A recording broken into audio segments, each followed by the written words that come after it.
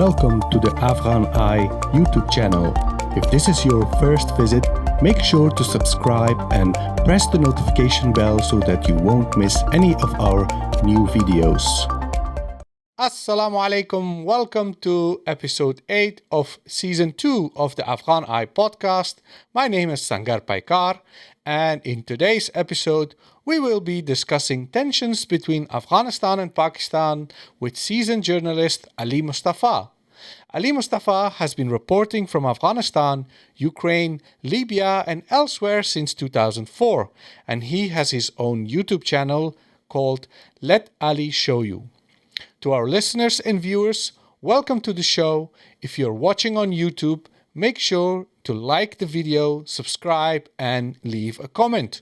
To all our listeners, please make sure to leave a review on whichever platform you are listening to. That will help us a lot. If you appreciate our work and if you like to support us, please visit our Patreon page to become a patron. If you like to make a single donation, please visit our PayPal page. Well, with that out of the way, Assalamu alaikum, Ali. How are you doing? Ramadan Mubarak. Ramadan Mubarak to you too, brother.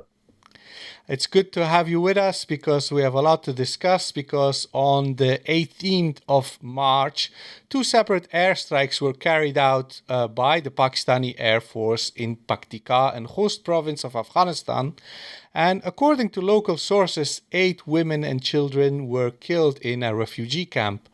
The refugee camp is said to be for members of the Masood tribe from South Waziristan, who have fled the war in Pakistan in recent years.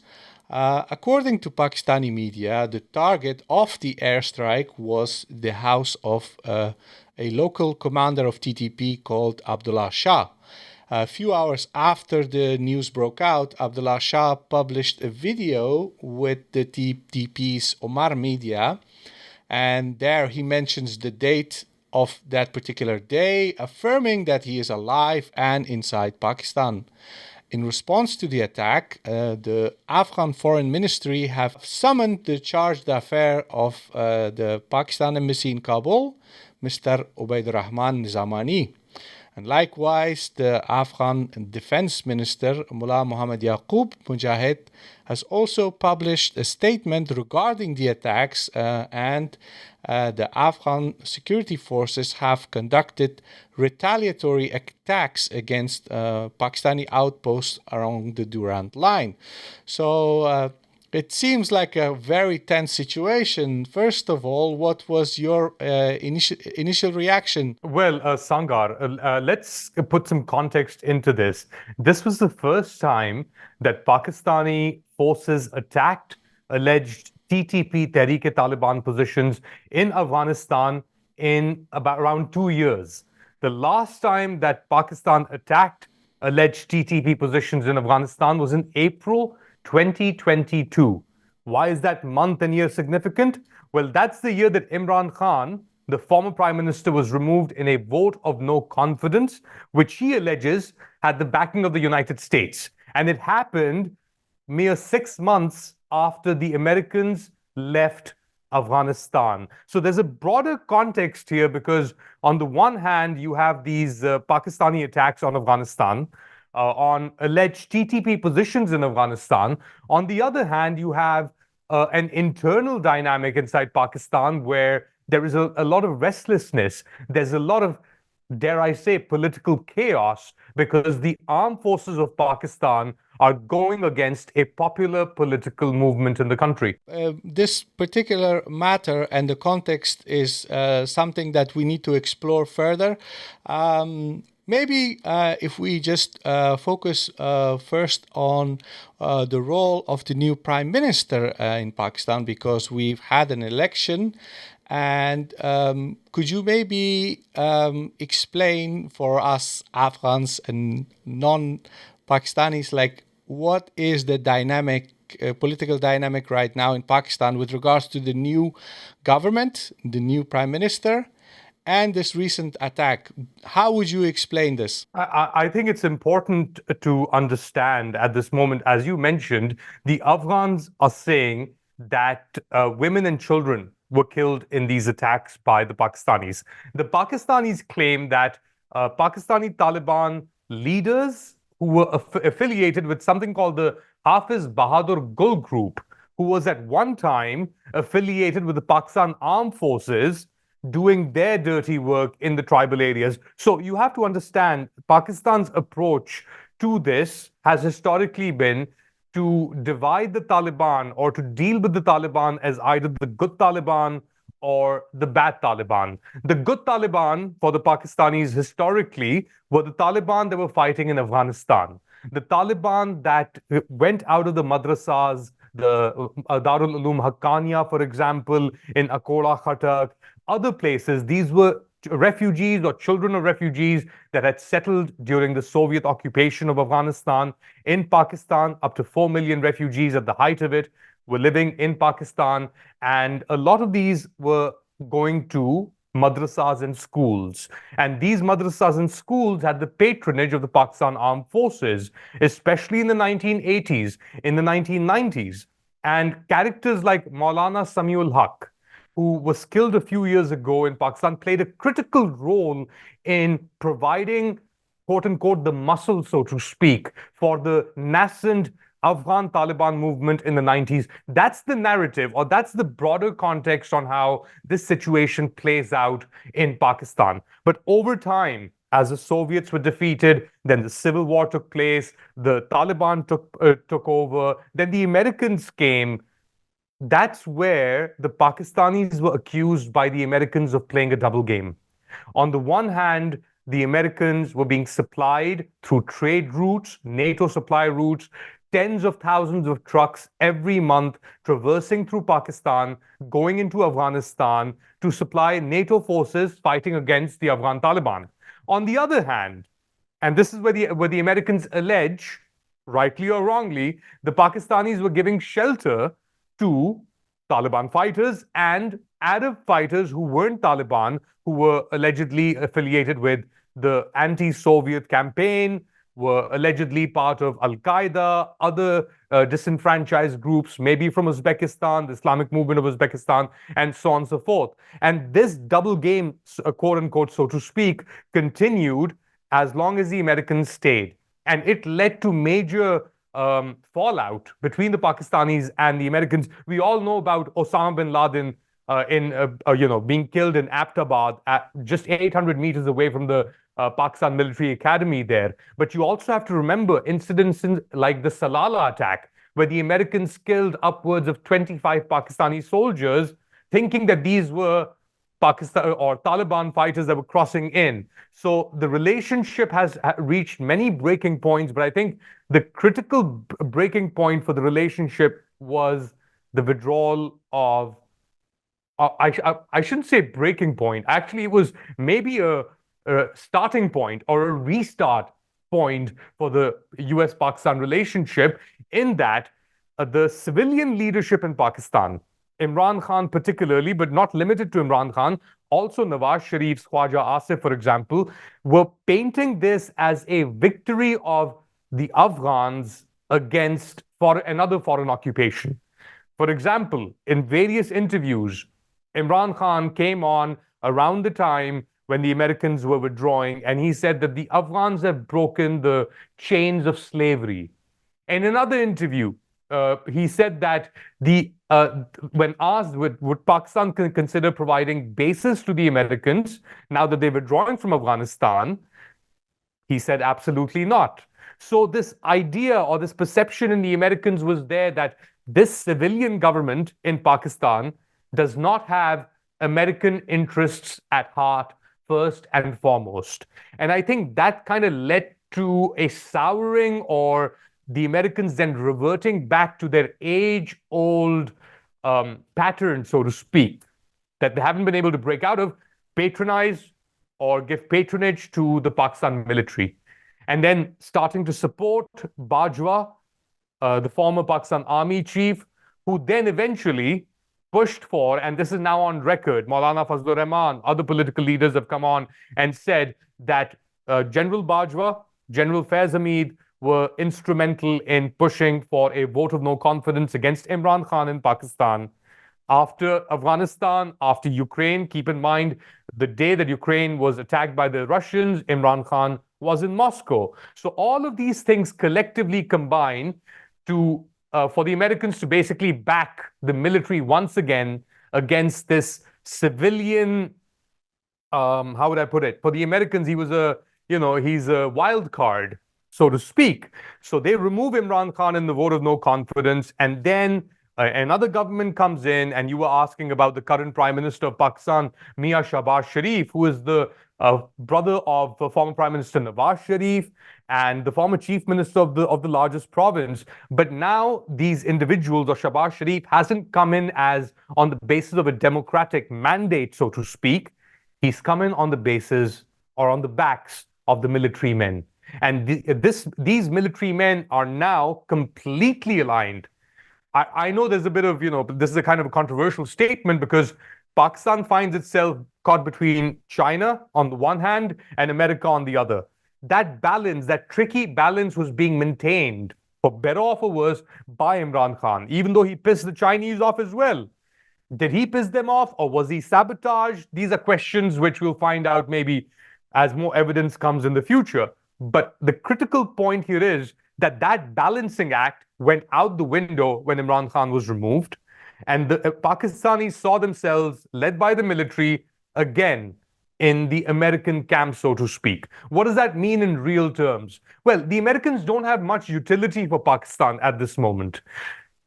During the Soviet occupation of Afghanistan, there was a utility, right? A lot of money came in. Pakistanis were handling different factions, Ahmad Shah Massoud, Hikmatyar, so on and so forth. They would play favorites, right? Give them this money, play them off against each other, and then eventually play them off against the Soviets. The Pakistani state was a beneficiary. The military state was a beneficiary. The same thing happened in the 1950s, 60s, and 70s when Ayub Khan was in power and the specter of Soviet expansionism, of communism on the march was quite ever present. In this current moment, Pakistan doesn't have that utility. The Americans have a direct line to the Taliban, either through the Doha office and also with direct contacts in Kabul. US business delegations, for example, Chamber of Commerce delegations have gone and met the Taliban. There have been other contacts with the US Special Envoy for Afghanistan, West. He's gone and met the Taliban multiple times. So that exclusive liaison proxy role that the Pakistan military establishment enjoyed historically when it came to Afghanistan and the Americans is no longer there. What does that mean in real terms? Well, in real terms, it means that that rentier economy that the Pakistani military state was benefiting from for decades is no longer available to them. And the Americans also realize that because of this perception of the Pakistanis always playing a double game, always saying one thing, doing another, taking money, not taking money, trying to play these games, right? That space is gone, or that time is gone. Now the Americans look at Pakistan vis-a-vis the India-China context, right? And the Americans don't even want to deal with the Pakistanis directly. Lest we forget, General Asim Munir and General Nadeem Anjum, the ISI chief, made a trip, their first trip to the Americas recently, where they met Tony Blinken. The pictures came out where there was Victoria Nuland, who recently resigned. In fact, the Americans have been dealing with the Pakistani military establishment through proxies like MBZ in the UAE. So that, vaunted position, or that we are something, or the Pakistanis, had that bravado that we are the masters of destiny for these lesser states like Afghanistan and the Central Asian states and so on and so forth, that is gone. What is now is that Pakistan finds itself in this region against India, or India against Pakistan, Afghanistan against Pakistan under the Taliban, Iran against Pakistan, and recently a statement has come out in the past 24 to 48 hours of the IMF delegation. The International Monetary Fund delegation that was visiting Pakistan has made serious inquiries about where this money is going. They have reservations and they have real doubts as to if this money is going towards CPEC and filling gaps or holes in the CPEC energy power projects, for example. They have serious concerns as to how much of this money that they're giving Pakistan or that Pakistan wants to take from the IMF additionally, because they already have taken a lot of money. They have serious concerns how much of that money will go to the army. And what will be the accountability mechanism for that army? Because there hasn't been a single audit of the internal expenditures of the Pakistan Armed Forces, I say ever. I think you've answered so many of my questions in one go, which is amazing. But I see a lot of points that you made that deeply affect lives of normal Pakistanis, people who are not in the military or the political establishment. But in your opinion, how do average Pakistanis see the situation? What is their perception of this current situation that you just described? Well, average Pakistanis are really concerned. You have to remember that since Imran Khan's removal from office in April 2022, there has been a de facto martial law in this country, where criticism of the military and its actions, of its proxy forces, political and otherwise, has been met with brute force, which I wouldn't say peaked, because it's still continuing, but for example, on the 9th of May, they abducted Imran Khan, and there were mass protests in which there was a lot of violence and destruction. And since then, at least 10,000 civilians, women, men, and even in some cases children, have been arrested, detained, and put behind bars. 100 of those people, about 102 to 104, are being tried, civilians are being tried in military courts. So this whole narrative was built of Imran Khan as being anti-state, enemy number one. It wasn't the Taliban or the TTP that was being told as enemy number one. Rightly or wrongly, you can make an argument. Listen, if these guys attack, and there's so many groups, how do you identify them? It was Imran Khan, leader of the biggest political or populist political force in this country. And that narrative kind of eclipsed on the 9th of May, or sorry, on the 8th of February, on election day, when we saw, unbelievably so, a mass voter turnout. And despite a crackdown on Imran Khan, his political party, even his political symbol, which a military junta-backed Supreme Court of Pakistan, led by Chief Justice Qazi Faizi, said took away the electoral symbol days before the election. Imran Khan himself was convicted arbitrarily without a comprehensive open trial in jail on 3 cases, including something called a iddat case, or a marriage under Sharia law case. So you can imagine the anxiety, the ego that went into creating this narrative, which then fell apart following what happened on the 8th of February, when we saw, despite all this pre-poll rigging, massive rigging on the day, disruption of cellular mobile networks and so on and so forth, people came out, and despite not knowing which candidate to vote on, they figured that out. They figured out the hundreds of symbols that were given to PTI candidates, and they voted for them. But despite this naked, brutal suppression, they basically defeated that narrative. On the other hand, all of this was happening, the military acted, and the pro-military regime forces have acted with such disdain for the mandate of the people. They don't care. For them, they will continue doing what they're doing. In fact, today, or on the 19th of March, in the late hours of 19th of March in Pakistan, and a non-bailable arrest warrant was issued for Ali Amin Gandapur. He is Imran Khan's chief minister for Imran Khan's political party in Khyber Pakhtunkhwa. Khyber Pakhtunkhwa borders Afghanistan. Khyber Pakhtunkhwa is majority Pashto speaking.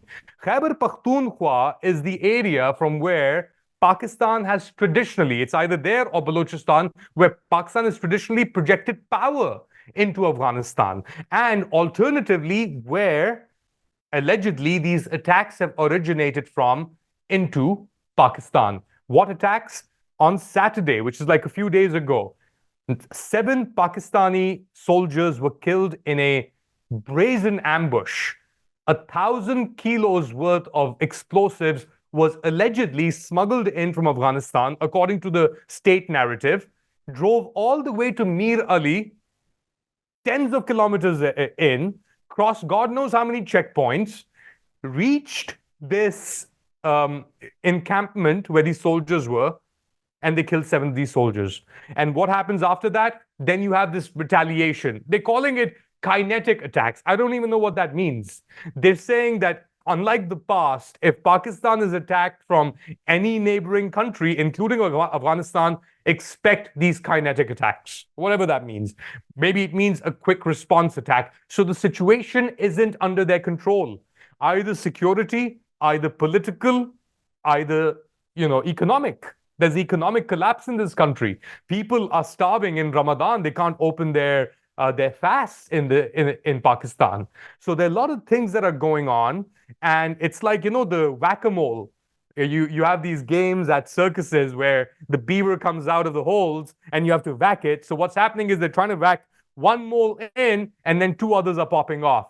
And because their priorities are so skewed, because they're still putting or painting Imran Khan as enemy number 1, they've lost count of how many enemies they have. This is also very relevant for Afghanistan's perspective on matters, because when I'm in Afghanistan, when I travel across the country or I speak to officials, I get the sense that they do not fully appreciate the volatility of situation in Pakistan right now.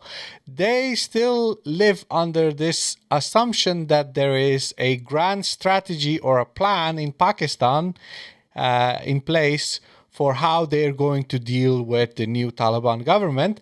And I am more convinced of the alternative explanation, and that is what you just said. Basically, they're dealing with it's a whack-a-mole, but there is no grand strategy. It's either one day it's TTP, the other day it's PTI, then it's maybe some Baloch militant group, and then on top of that you also have these economic woes. So if you would answer just very precisely, just one particular question: who is in charge in Pakistan right now? That's a very good question, Sangar. And before I answer that question, I think it's important because I've been having these conversations with different people in the Pakistani security establishment, the Pakistani political establishment, and the response that they give me is, you come up with a plan,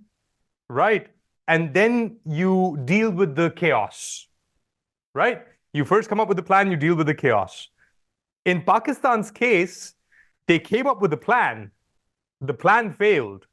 There was mass chaos, and now they're trying to contain that chaos. They're trying to put a method to the madness, so to speak. There is no method. There is only madness. And the reason why there is this madness is because the people that are truly in charge or in power don't want to show themselves in the front, don't want to reveal that they are truly the ones that are making the calls.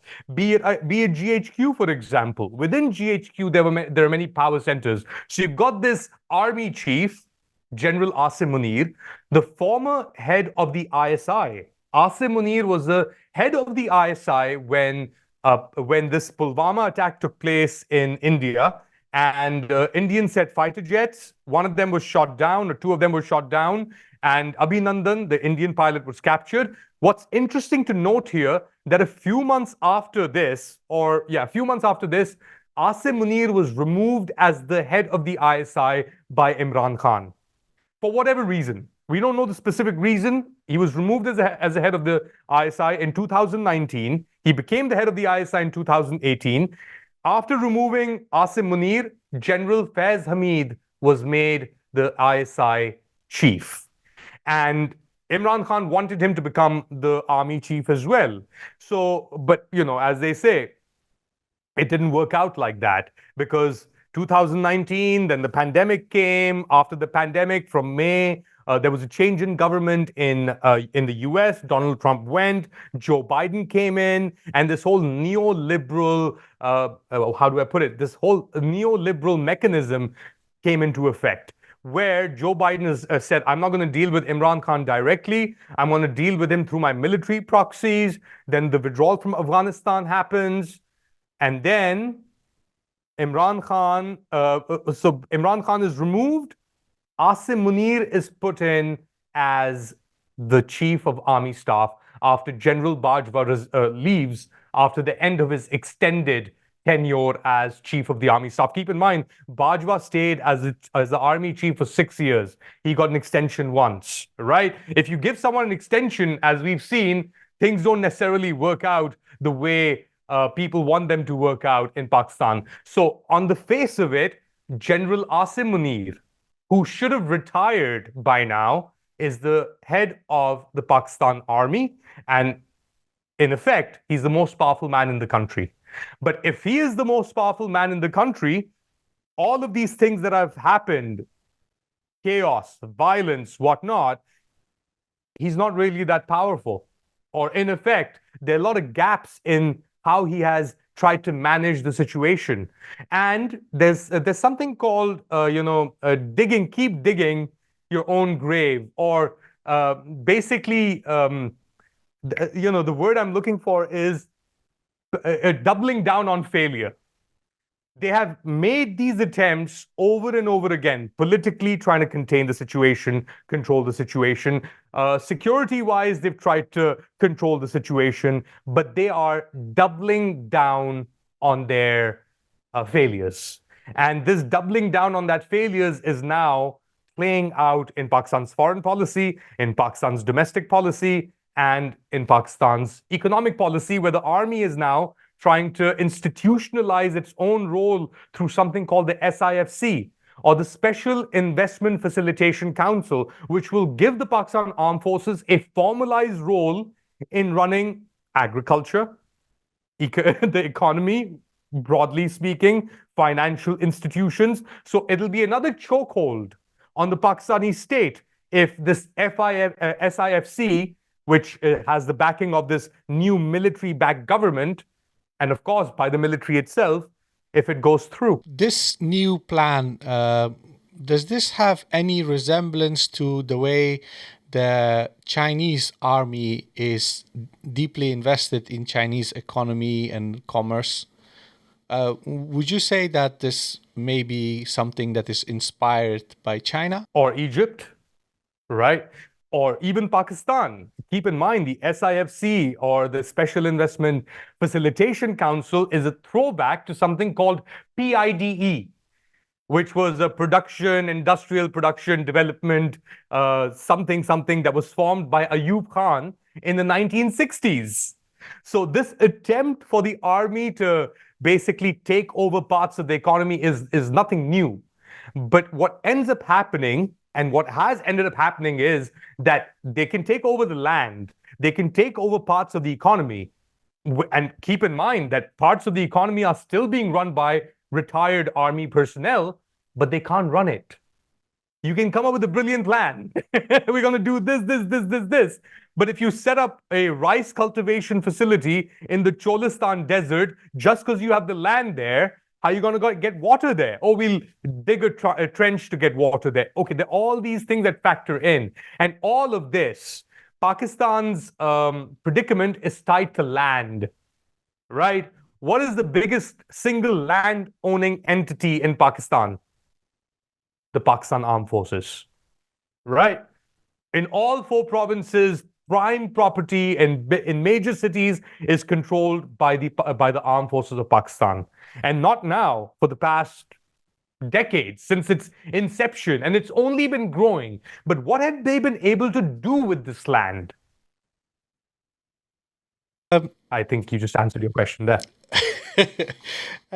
Ali, there are certain things from my own, my own educational background is in governance, and it is said that even after independence, many former colonies have continued the same structures and power dynamics, but with different actors. And if the colonial era was oppressive, then after colonialism, if the same structures remain intact, it's still an oppressive system. So, for example, when the British Empire occupied the subcontinent, the military apparatus had a very important role in governing the country, because the military, that was the empire. So now, if we see in the last 70 years, 75 years in Pakistan, on the one hand, there is a move towards a democracy with political parties, but on the other hand, we have this tight chokehold by the army for decades, and it's not changing. And this made me think of a comment I saw by do you know Cage International in United Kingdom? Yes, And yes, they yes. made a comment. They made a comment yesterday regarding this recent airstrikes, and the comment was something regarding the fact that the military in Pakistan is the inheritor of the British Raj, and hence the military is therefore oppressive because it doesn't represent the interests of Pakistani people. How would you characterize this? Do you agree with this analysis? No single government, civilian government, democratically elected prime minister has completed his or her tenure in Pakistan's almost 80-year history. Whenever a government or a prime minister is about to complete or is moving towards some sort of completion of a term or tenure, there's an abortion. And these successive abortions have created a mutated system which primarily benefits the Pakistan Armed Forces leadership. And I think it's important here to categorize, okay, the leadership is one thing. The Pakistan Army is a force of over 1 million people directly. Reservists, 1.2 million reservists in full time, right? 25 million people are indirectly connected to those million people. They have factories, they have land societies and schemes, they have fertilizer plants, they're into agriculture, their own families. So you're looking at 25 million people. That's 10% of the Pakistani population. Pakistan is a country of 250 million people. 10% of the people are directly or indirectly connected to the Pakistan Armed Forces. This is an estimate through a book. Aisha Siddiqa is an author. She wrote Military Inc. When she wrote the book, the military industrial complex in Pakistan was worth $70 billion, for example. Now it must be 3 times as much, right? But Pakistan's economy hasn't grown at the same pace. Pakistan's economy actually has been stagnant and has been regressing over time. But that pie, despite getting smaller, hasn't really meant a smaller slice for the Pakistan military. Now there are questions being asked by international donors. How can the system continue if this is the case? You mentioned something about the British in India and then leaving in 1947. There was a mutiny in India in 1857, right? It started from Meerut and it spread across other parts of the British Empire, Delhi and so on and so forth. You know which regiment crushed the 1857 mutiny in 1958? No. The Punjab Regiment. The Punjab Regiment, according to William Dalrymple. And at the time of partition, where did the Punjab Regiment come or go? In modern day Pakistan. Pakistan, yes. Right? Yes. So in the division of the subcontinent, the Indians actually got rid of the British armed forces, so to speak. It was a divestment for them. And that's why India hasn't had, well, I'm sure there are other reasons as well, but from a simplistic understanding, India hasn't had a single coup in its 80-year history, almost. Pakistan, 40, 45 years in that 80-year history have been spent in coups. I don't want to pass a judgment on it.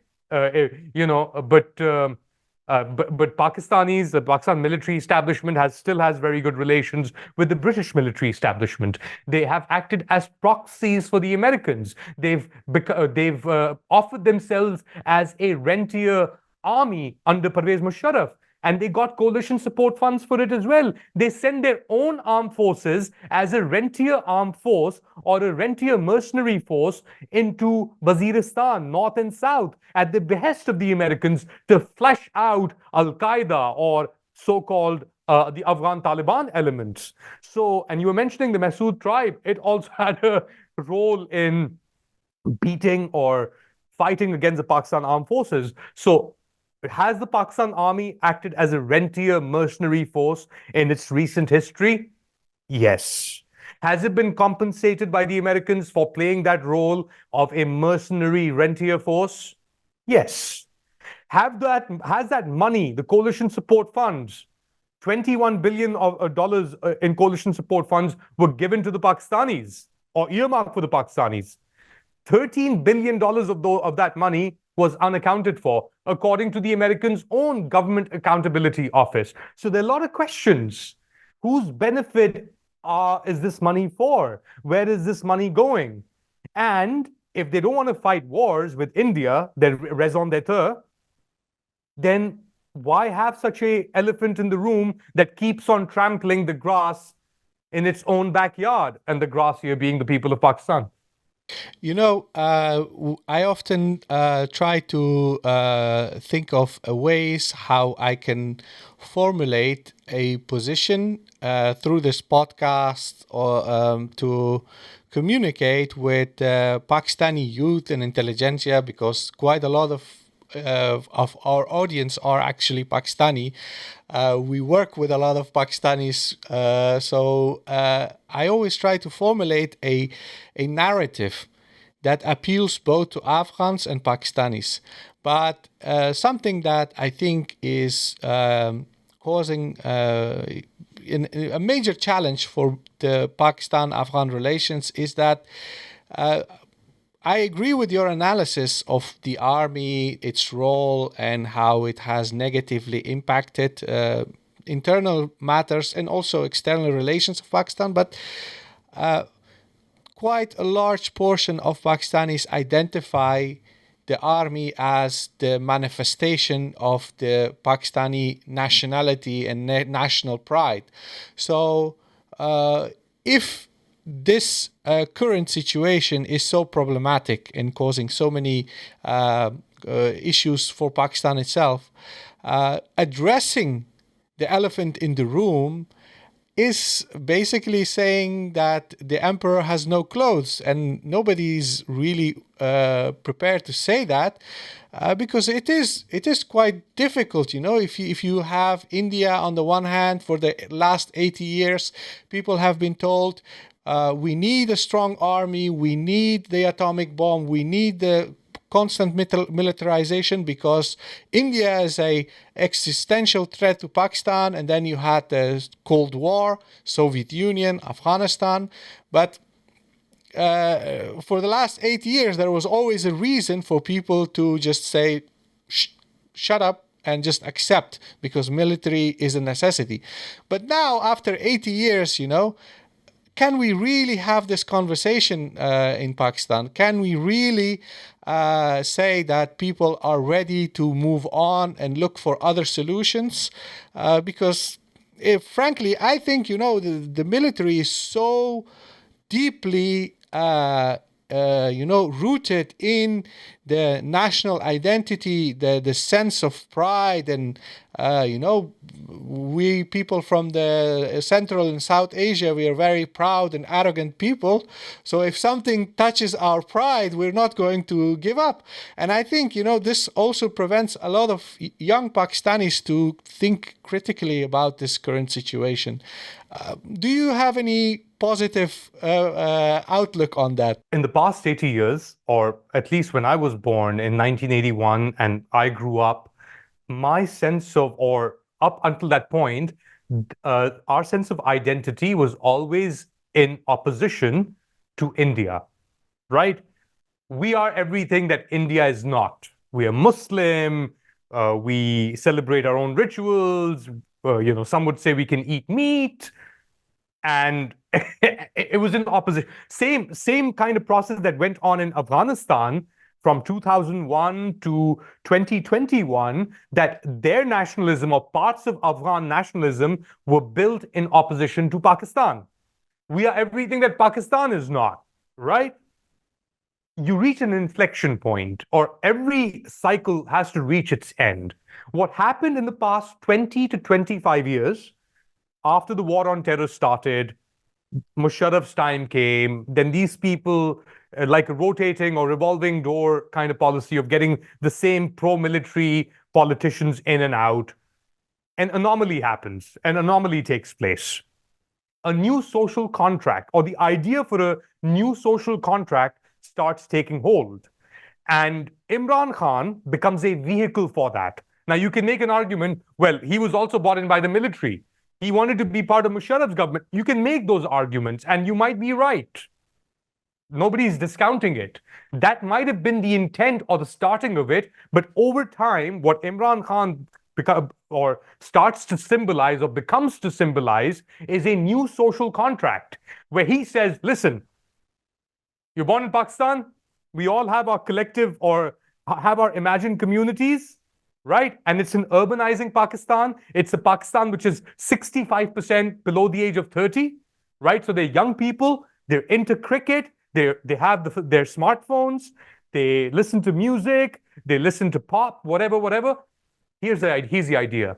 I'm going to give you guys a new imagined community.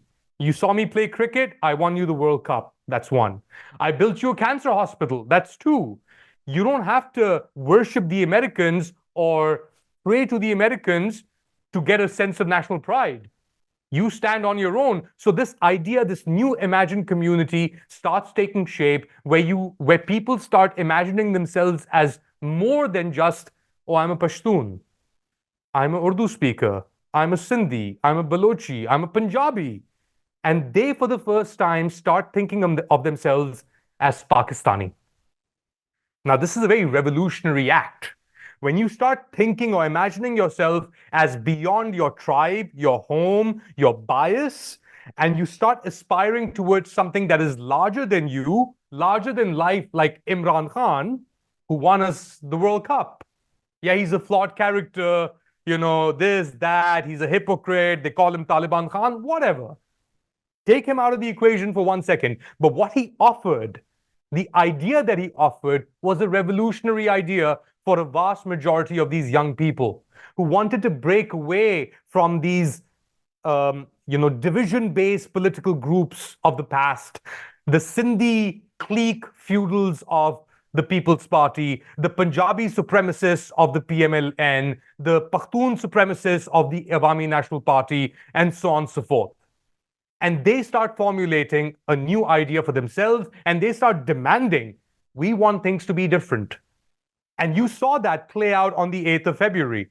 But what is opposed to this action is a reaction. The empire or the old or the bias strikes back.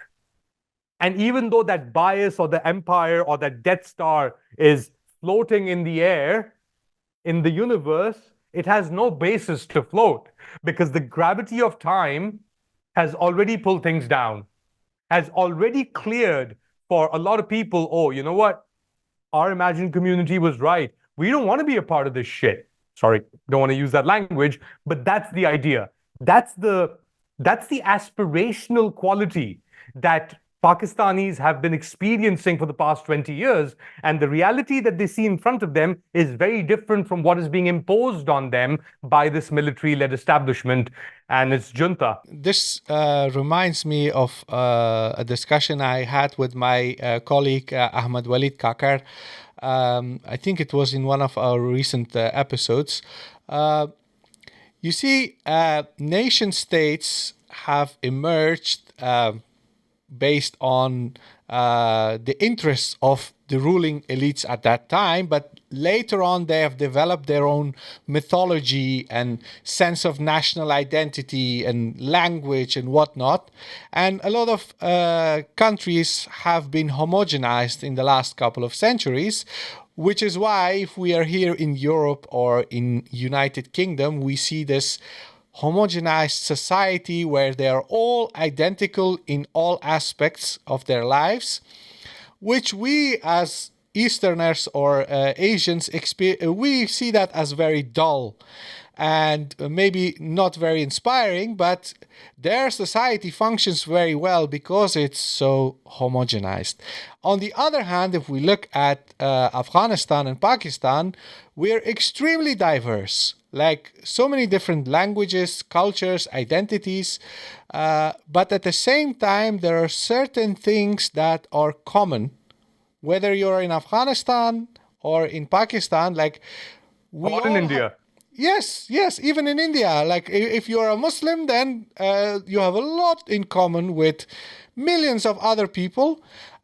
Similarly, in Pakistan, I think, if we look at emergence of Pakistan as a country, from the day Pakistan emerged as a country until now, we have always seen these political parties based on ethnicity and region.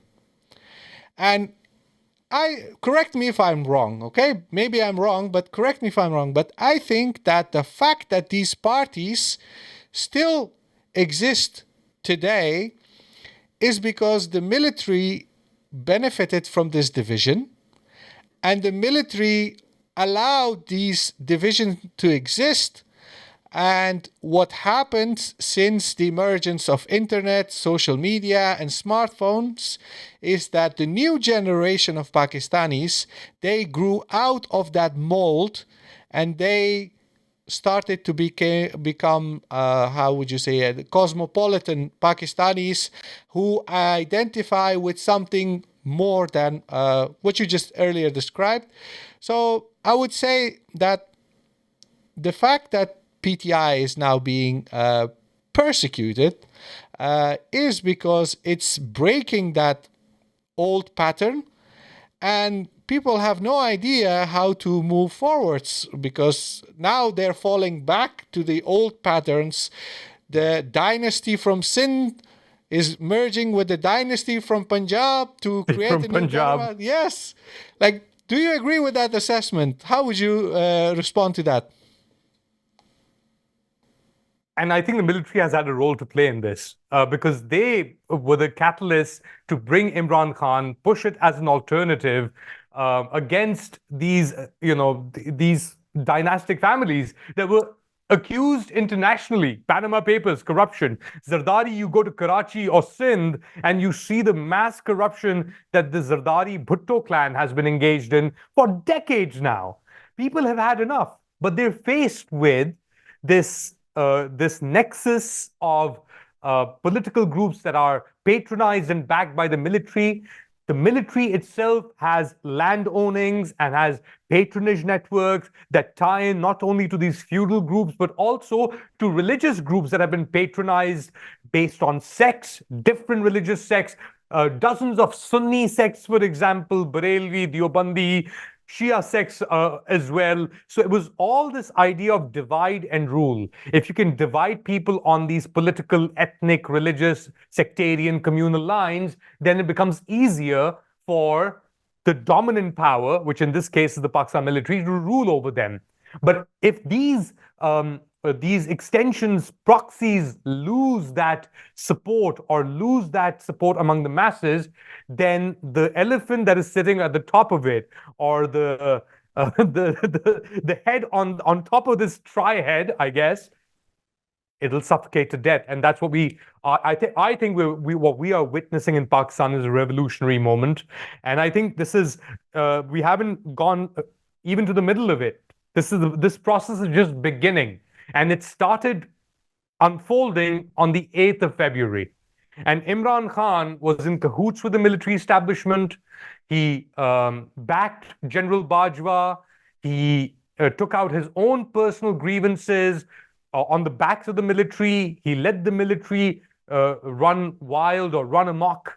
to take out its own grievances in Balochistan, politically, against journalists, against civil society members. But then it came full circle. And now that it has come full circle, the people have a better vision. It's more 2020, so to speak. Going back to recent attacks, the airstrikes carried out in Afghanistan, now that we have discussed all the recent developments in Pakistan, if we move back to this recent event, it looks to me, from my perspective, more like it wasn't a very calculated and very strategic action by the Pakistani military, but rather more, as you described, whack-a-mole. It's just trying to deal with a chaos that is currently the status quo in Pakistan. But how would you describe the future of Afghanistan-Pakistan relations, considering all the current challenges? Listen, as someone who's been following what's been happening in Afghanistan for the past 20 years, I went to Afghanistan for the first time in 2004. And I saw how things progress in that country under American occupation, that, the facade of democracy. The Afghans also, Pakistanis and Afghans are tied at the heart, at the hip, at the joints. If one suffers, the other cannot survive. If Pakistan is going through hell, then Afghanistan will go through hell. If Afghanistan has gone through hell, then it has created hell or chaos in Pakistan as well. And this is not just now, this is throughout history. We've seen it during the Soviet occupation. We saw how the turmoil in Pakistan led to even more turmoil in Afghanistan, and vice versa. But in this current moment, we see a little bridgehead, I think. Because while Pakistan is embroiled in its own cesspool of vendettas and victimization and fascism and barbarism, Afghanistan is reaching out to Iran, making deals on Chabahar port. There was a delegation from India, from the Ministry of External Affairs, led by one of their diplomats, J.P. Singh, that went and met the Afghan foreign minister. There was the Chinese ambassador has been holding regularly discussions, talks, meetings with Afghan Taliban leadership. So the Afghan Taliban have restarted. They have a fresh slate, so to speak. They aren't being dragged down in the same sense that Pakistan is, as being weighed down through history, through the miscalculations, through these people, through the army, through the feudal nexus, so on and so forth. So whereas Afghanistan now is in a position where it can rebuild itself, albeit dealing with the uncertainty coming from Pakistan, Pakistan doesn't have those same options unless it cleans house internally. And unless it cleans house internally, relations between Pakistan and all its neighbors, not just Afghanistan, will not be corrected. To round up this discussion, a lot of Pakistani and Afghan diaspora, a lot of young Afghans and Pakistanis in Afghanistan listen to our podcast. And I think we are both sort of more or less on the same page about Afghan-Pakistan relations.